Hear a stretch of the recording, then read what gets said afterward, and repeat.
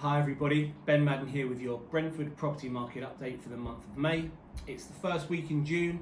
Terrifying as that sounds, we're halfway to next Christmas and we're halfway through the year already, or approaching that at least. And what a first half of the year it's been. So a bit of context, the last 15 months have been pretty tough for all of us, but I'm pleased to report the property market is performing particularly robustly. The rest of the country actually has experienced what can only be described as a very, very buoyant property market since we all came out of lockdown 1. The property industry was asked to return to work quicker than most industries to really fire up the economy in general. The government introduced a stamp duty holiday, which begins its tapered end as of the end of this month and rolls out over the next few months. And so that's helped fuel the fire. It's helped spur people into moving home.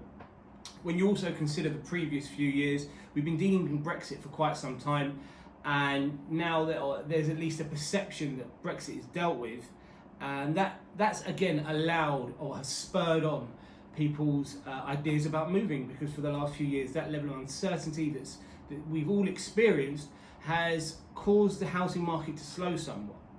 So where are we today? It's the end of May, and the rural areas of the country have been busy, as I mentioned, since we came out of lockdown 1.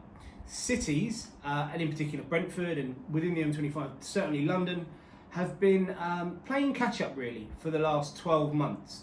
The reason being, I guess, a change in culture. So when we came out of lockdown 1, it became apparent that people wanted different things out of their home. So they now wanted the ability to work from home. That was something that really wasn't it was socially acceptable before the pandemic, but it wasn't something that was fairly common, and now it is common. People work from home a lot, so they need that extra space. That extra space can be found away from cities. They also don't need to live in a city because they don't need to attend work. They work from home, clearly. Also, gardens and just general additional outside space or space within the home has become much more important for people in case they find themselves in another lockdown and need to spend long periods of time at home. So cities lost their sort of shine as we came out of lockdown 1 and through this pandemic. What I would say now though is that that's starting to change. We're seeing a clear and distinct change in buyer behaviour, and city living and I would argue apartments are back on the agenda. So on the subject of apartments, Brentford is made up, the housing stock in Brentford is 75% apartments. And so that has had a real impact on the housing market in Brentford because, as I mentioned, apartments were less popular post-lockdown, I think it's fair to say. They don't come with a garden, often they come with a terrace or maybe a balcony, but people wanted a garden, and they don't often have the extra space that you'll find in a house. When you also add into the mix the cladding scandal that was presented post-Grenfell has really been handled badly by this government, and that has slowed the apartment market in Brentford significantly, with large numbers of developments people residing in those developments, owners not able to sell because they don't have the certification that allows them to, because their cladding has not been tested appropriately. And so the apartment market has had a real tough time the last 12 months. It seems though, it feels like anecdotally, and the data also helps us paint a real clear picture, that as the vaccine rollout moves at a pace, as the government's roadmap to releasing us back into the world comes to fruition, apartments are back on the agenda and they are becoming much more popular again. I think as in general London and specifically Brentford catches up with the rest of the country in terms of buoyancy, in terms of market activity. So let me give you some raw data. As it happens, when you look at May compared to April, April was a very, very busy month generally within the Brentford market. April saw 116 new instructions enter the market. This data is provided by Rightmove. In May, it was down 25%, so down to 87 instructions. Analysis of that data? Well, people came to the market in April on the basis that the stamp duty holiday, there was a 2-month window to get sold, and you may achieve a higher price, or at least that's the sentiment behind the process. If we go to market when there are more people looking, trying to take advantage of the stamp duty holiday, we'll achieve a premium price because of that level of competition and exposure. Absolutely, logically that completely makes sense. The issue really is, if you go to market in April, can you get under offer and through to exchange and completion by the end of June? Challenging right now because of how many people are just trying to do that. So in May there were less instructions entering the market, but the market is still particularly buoyant.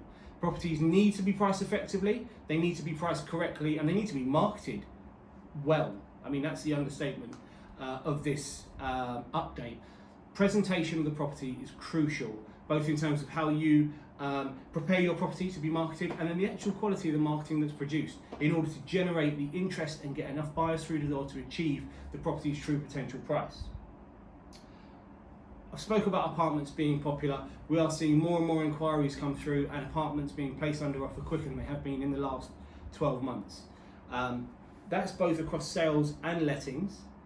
The lettings market is picking up fairly significantly. So lettings, I think it's been widely discussed within the media that the lettings market in London, in some areas, rental prices are down up to 15%, which is huge. Now we are approaching the summer, which is the busiest period. We are also 12 months on from the first lockdown, which means during that lockdown, that first lockdown period, no one was moving home. So naturally, now we're 12 months past that, tenancies that began 12 months ago, properties will come back available, people will be in the moving frame of mind, and of course, because of the vaccine run-up, because of the roadmap, there's just generally more people moving. We're also seeing more inquiries from international tenants, which is a huge sign that London is back.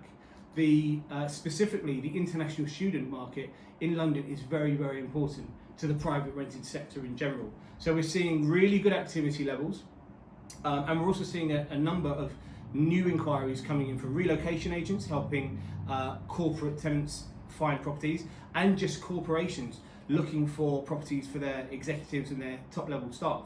Again, a huge sign that people are buying in to the UK and to London, and that we are moving forward in the right direction, because those inquiries really did dry up over the last 12 months because companies weren't willing to take the risk on whether they could place executive level staffing in London, because who knows what the pandemic was going to do. Gardens do remain top of the agenda though, and I know I spoke about apartments a lot, but properties with gardens, especially as we approach the summer, if you consider Brentford's 2-bedroom and 3-bedroom housing stock, very, very popular and can demand a premium. Not a crazy premium, but they can demand a premium at the moment.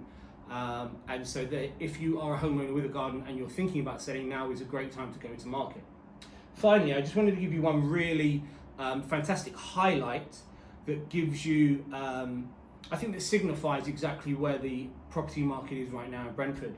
So in the last month, a completion took place in Moorings House. It was an apartment and it sold for £950,000. Now, an apartment in Brentford hasn't sold for more than that since October 2019. So that tells you where we are right now. It's a premium price for a premium property, really beautiful property. But £950,000 for an apartment is a record. The last time that record was beaten was October 2019. And that is a great sign for sentiment as a sentiment tracker for the market. So that's May's update. Really great to be back giving you these updates. I hope it's been helpful. I hope it's been valuable in some way. And if you need any help with anything property related at all, please get in touch with the team. Thanks, guys.